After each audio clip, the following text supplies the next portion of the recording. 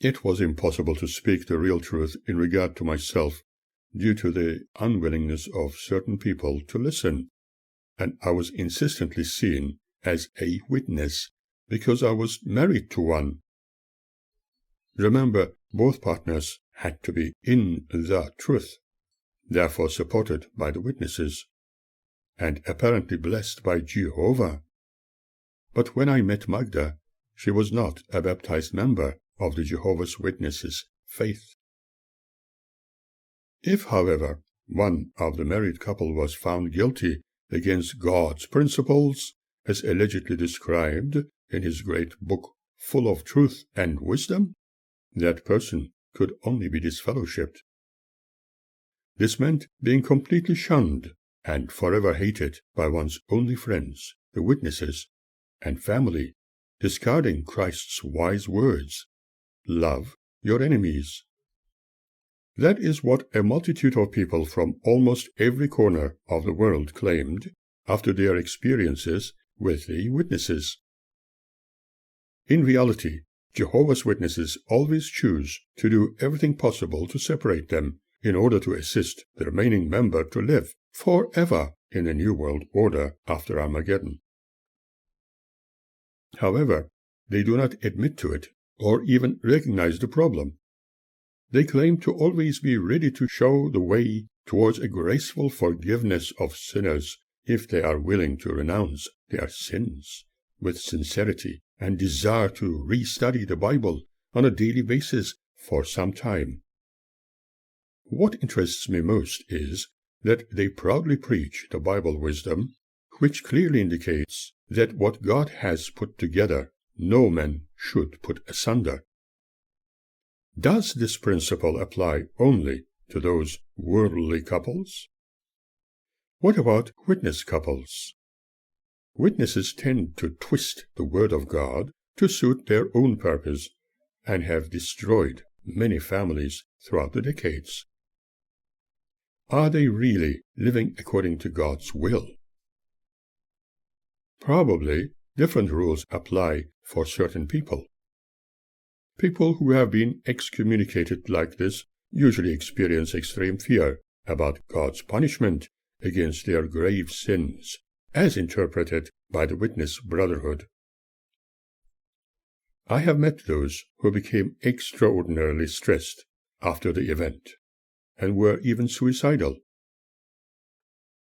This trend was more emphasized in people who were brought up as witnesses from their childhood. They were so disciplined to hate everything in the world that when they were outside their religious bondage due to their sins, they were unbearably confused. They had now discovered a world which was not as evil as they had been forced into believing, but at the same time were desirous to get back to what they were accustomed to. Unfortunately, there are too many examples of this worthy of study. I know for certain that Jehovah's Witnesses hearing the actual truth in regard to the devastation caused by their actions against their members, whom they judge as wrongdoers, either close their ears as if they have heard nothing, or else condemn the source of information as if proceeding from the ruler of the current world.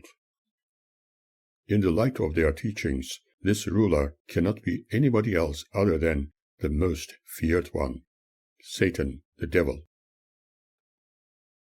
Let us not forget that throughout the history of mankind, people created their myths and gods in absolute fear. This alone led them to worship many gods in order to gain their approval. Taking this into account, one wonders whether those so-called witnesses worship a God who is meek, kind, and forgiving, or put more emphasis on a God who can only be evil, unforgiving, forever punishing, and jealous. In my case, if and when it was finally discovered that I have never accepted any religious dogma, let alone the fanatical ways of the witnesses, I would also be subjected to disfellowshipment, leading to a complete separation, being shunned and finally divorced. I too would be completely alienated from my wife and children and be painted as an evildoer. I had to be prepared for anything. I shared a few activities like going house to house with my partner, but chose to remain an observer. I could not utter a word about things I did not accept or believe. I could not even distribute any of their leaflets or brochures, magazines or books. I left it all to her, with the excuse that she was better doing it, with her lovely smiles. When it was suggested that I conduct a Bible study using their publications, or just using the Bible, it was probably to keep me more focused on kingdom interests.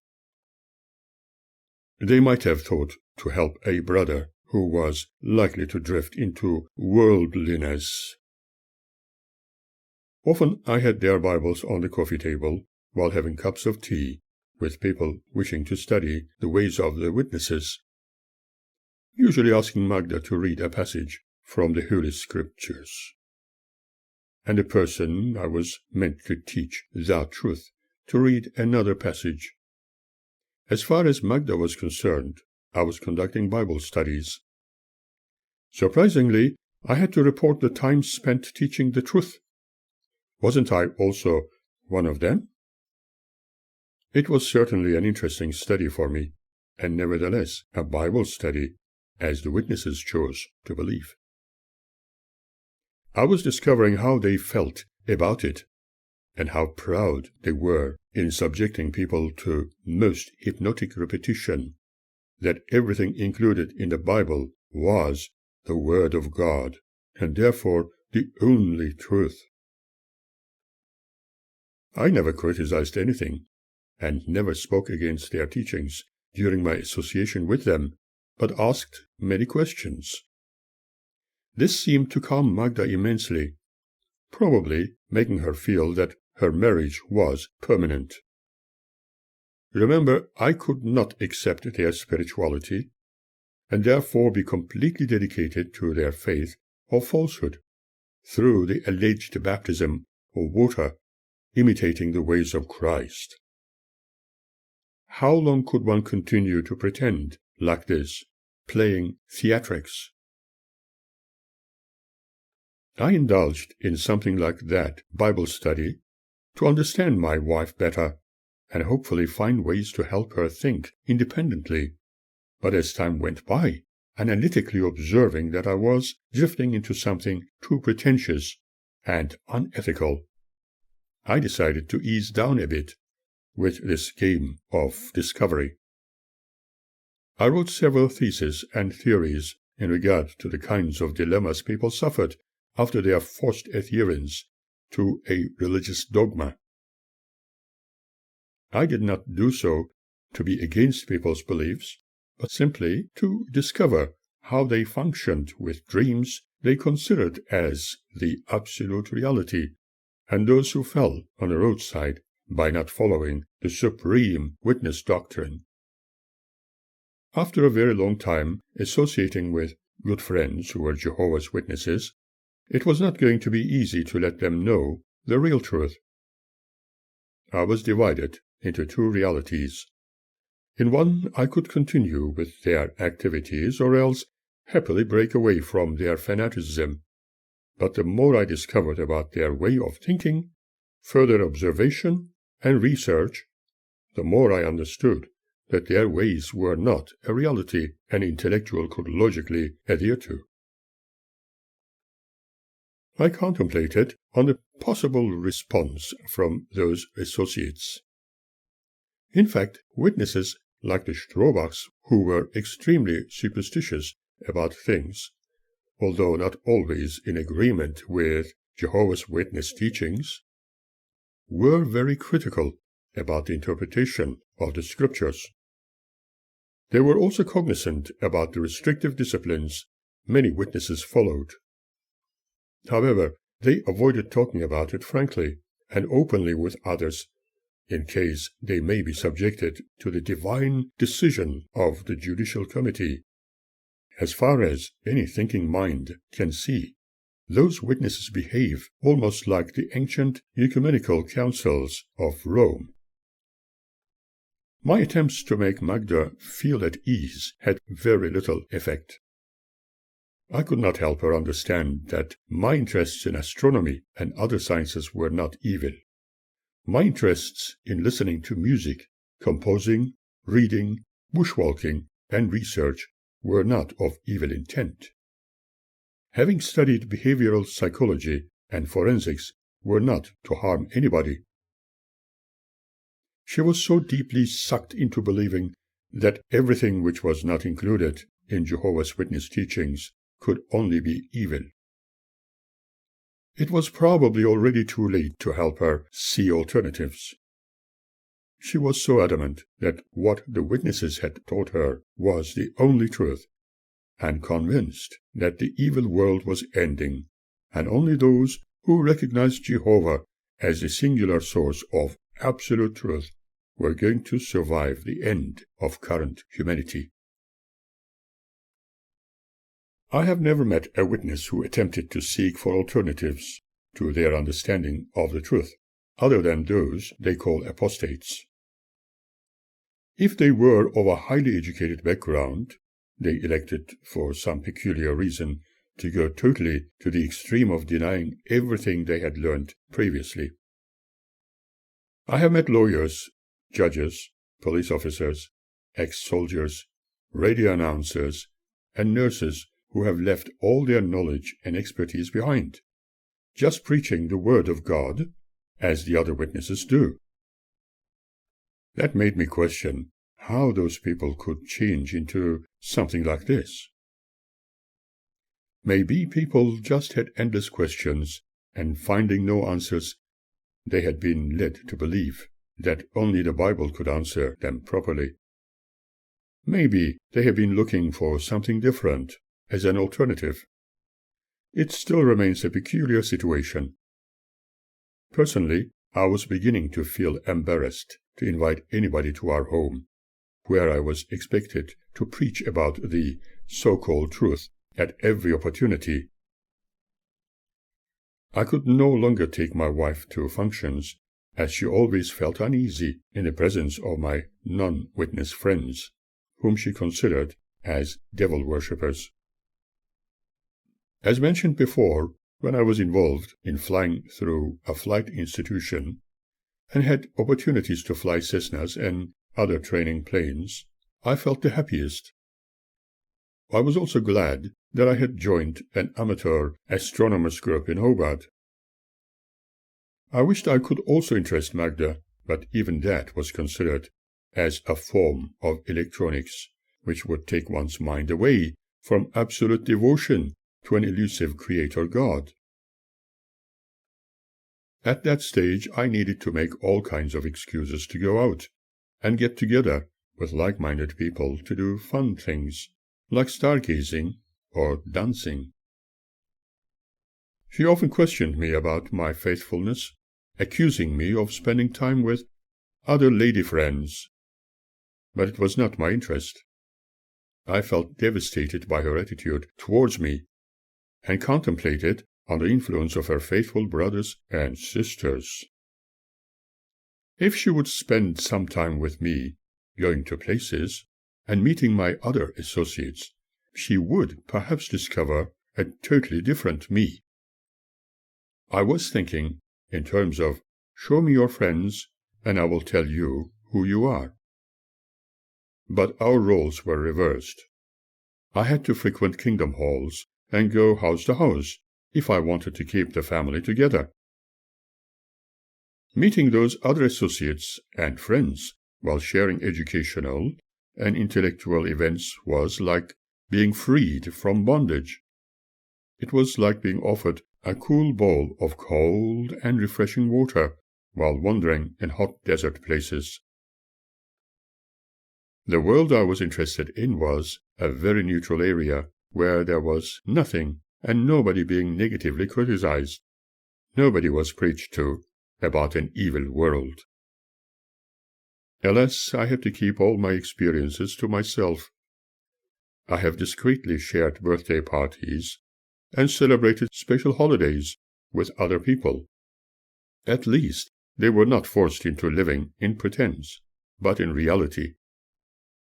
I always aimed to remain different, showing no interest in news of wars and religious intolerance, instead wishing that humanity would live in real peace without religion, for religion had created divisions amongst world civilizations. I was interested in science and discoveries. This was a more suitable lifestyle for me, as it is today. Those neighbors whose relative was missing, since his in-depth interest in extraterrestrial visitors, were constantly in my mind, and I wished I had spent more time with them. But my planned journey to Melbourne was very important. When visiting them and talking about their experiences and mine in regard to intergalactic encounters, it was really extraordinary, for they did not take my experiences as fantasy or something evil, but were open-minded about it, just like I preferred, knowing that there are so many unknowns in life. Later, just to please Magda, out of my love, and avoid my other books being burnt behind my back, I decided to store them elsewhere in the city. I could even have them sent to me anywhere in Australia. Some of my rare books about the realism of UFOs I took to my new friends, but since they were not home at the time of my visit, I left them on their doorstep with a note. Hope you will appreciate these little gifts. Regards. Magda kept threatening me with her demands. If you love me and do not want a separation, get rid of those evil books. I was so certain that she was following the advice given by Strohbachs to burn my books behind me, just as they had done with the gifts my mother sent. I still cannot forget that they considered my mother as a witch, and her gifts charmed. I decided to try my luck in Melbourne. I was intending to go there a number of times to try the waters, apply to the universities, and search for suitable accommodation prior to relocating my family. I knew that there were going to be a few hurdles to jump over, but I was prepared for anything. Although Hobart was a fabulously glorious city, it did not offer many opportunities for professional employment, and that alone presented an unnecessary hindrance. One could always come back to this lovely place later. Some of their universities and a few educational institutions were generally not prepared to accept my qualifications, as almost all of them considered them to be a little too advanced, and they had no such branch of study then available in Hobart, and I should try Sydney or Melbourne. They advised me that several years later such positions could be available in Hobart too, but I did not intend to wait for years. When I applied to Channel 7 Network television studios as a cameraman, as you will recall me talking about this before, somebody in their office with an extremely flamboyant disposition interviewed me and considered my knowledge only good for colored broadcasting, which they were going to start sometime soon, but right now my black and white television experiences were apparently wanting. I remember what else he told me at the time.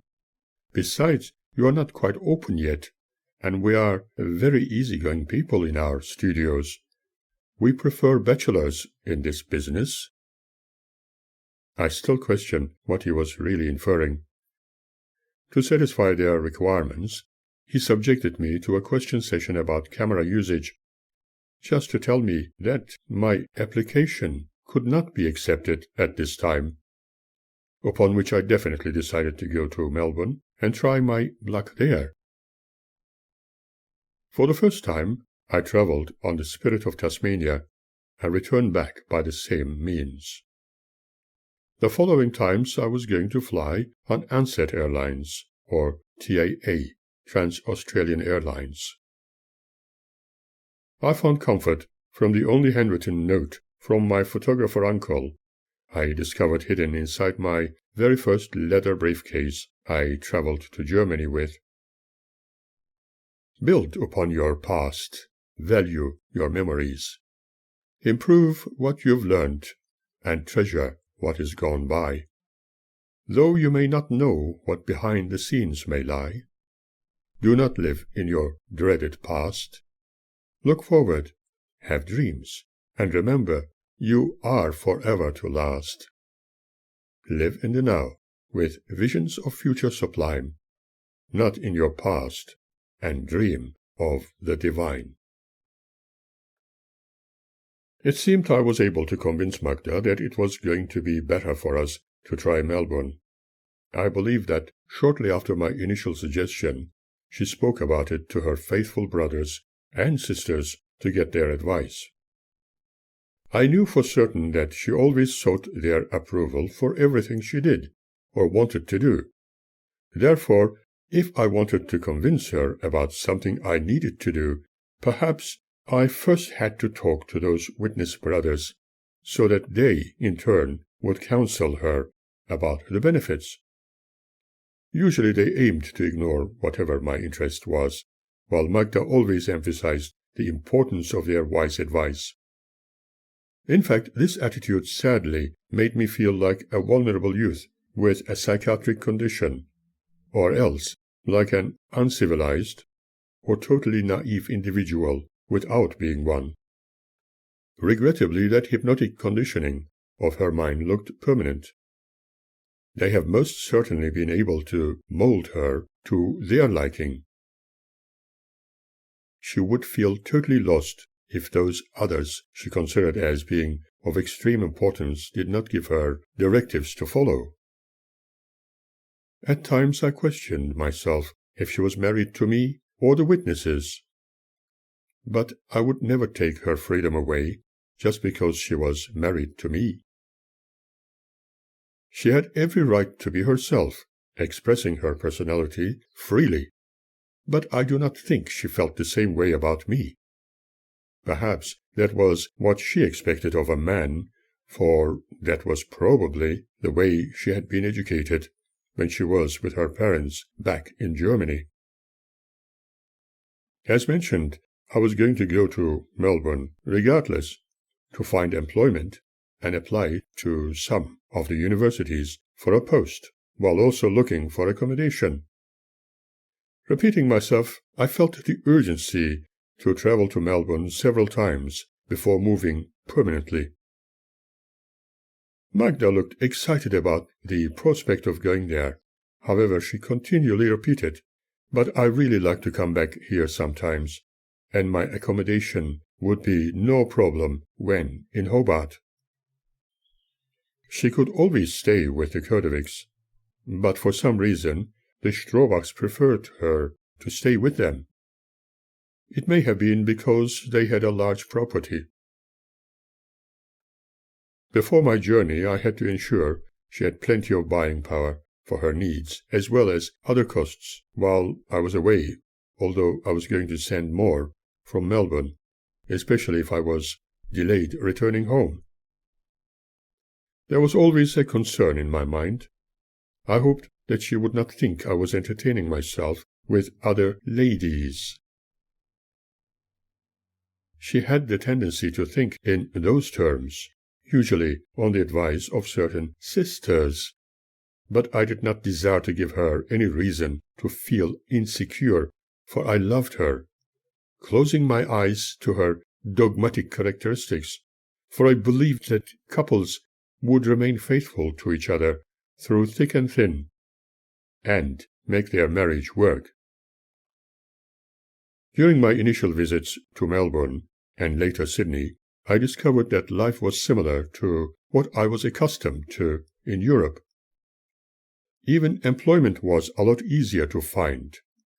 Housing was reasonable, as long as one had a regular income, and people did not normally show discrimination against one's ethnicity.